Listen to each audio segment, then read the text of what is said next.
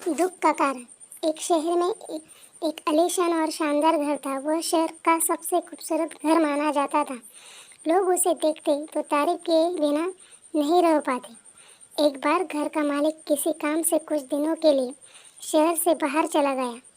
कुछ दिनों बाद जब वो वापस लौटा तो देखा कि उसके मकान से धुआं उठ रहा है।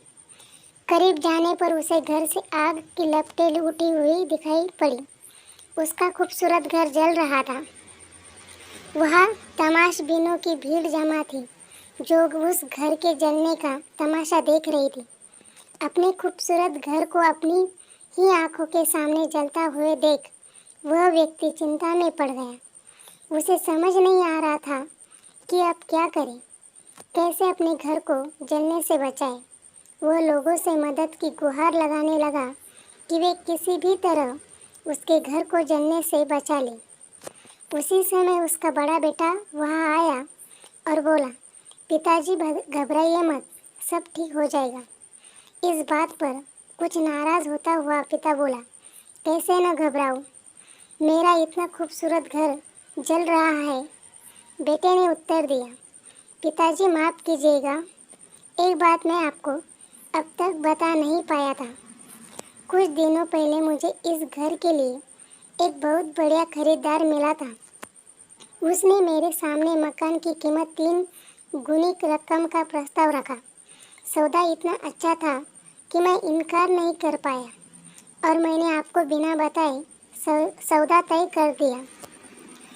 ये सुनकर पिता की जान में जान आई। उसने राहत की सांस ली और आराम से यूं खड़ा हो गया जैसे सब कुछ ठीक हो गया हो। अब वह भी अन्य लोगों की तरह तमाशबीन बनकर उस घर को जलते हुए देखने लगा। तभी उसका दूसरा बेटा आया और बोला, पिताजी हमारा घर जल रहा है और आप है कि बड़े आराम से यहाँ खड़े होकर इसे जलता हुआ देख रहे हैं। आप कुछ करते क्यों नहीं? बेटा, चिंता की बात नहीं है, तुम्हारे बड़े भाई ने ये घर बहुत अच्छे दाम पर बेच दिया है। अब ये हमारा नहीं रहा, इसलिए अब कोई फर्क नहीं पड़ता, पिता बोला। पिताजी, भैया ने सौदा तो कर दिया था, लेकिन अब तक सौदा पक्का नहीं हुआ है। अभी हमें पैसे भी नहीं मिले हैं। अब बताइए, इस जलते हुए घर के लिए कौन से पैसे देगा? यह सुनकर पिता फिर से चिंतित हो गया और सोचने लगा कि कैसे आग की लपटों पर काबू पाया जाए। वह फिर से पास खड़े लोगों से मदद की गुहार लगाने लगा। तभी उसका तीसरा बेटा आया और बोला, पिताजी, घबराने की सच में कोई बात नहीं है। मैं अभी उस आदमी से मिलकर आ रहा हूँ जिससे बड़े भाई ने मकान का सौदा किया था। उसने कहा है कि मैं अपनी ज़ुबान का पक्का हूँ। मेरे आदर्श कहते हैं कि चाहे जो भी हो जाए, अपनी ज़ुबान पर कायम रहना चाहिए। इसलिए अब जो हो जाए, ज़बान दी है तो घर ज़रूर लूँगा और उसके पैसे भी दूँगा। पिता फिर से चिंता मुक्त हो गया और घर को जलते हुए देखने लगा। सीख। दोस्तों, एक ही परिस्थिति में व्यक्ति का व्यवहार भिन्न भिन्न हो सकता है और यह व्यवहार उसकी सोच के कारण होता है।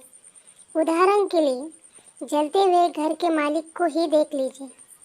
घर तो वही था जो जल रहा था, लेकिन उसके मालिक की सोच में कई बार परिवर्तन आया और उस सोच के साथ उसका व्यवहार भी बदलता गया। असल में जब हम किसी चीज़ से जुड़ जाते हैं तो उसके छीन जाने पर या दूर जाने पर हमें दुख होता है, लेकिन यदि हम किसी चीज़ को दुख से अलग कर देखते हैं तो एक अलग सी आज़ादी महसूस करते हैं और दुख हमें छूता तक नहीं है। इसलिए दुखी होना और ना होना पूर्णतः हमारी सोच और मानसिकता पर निर्भर करता है।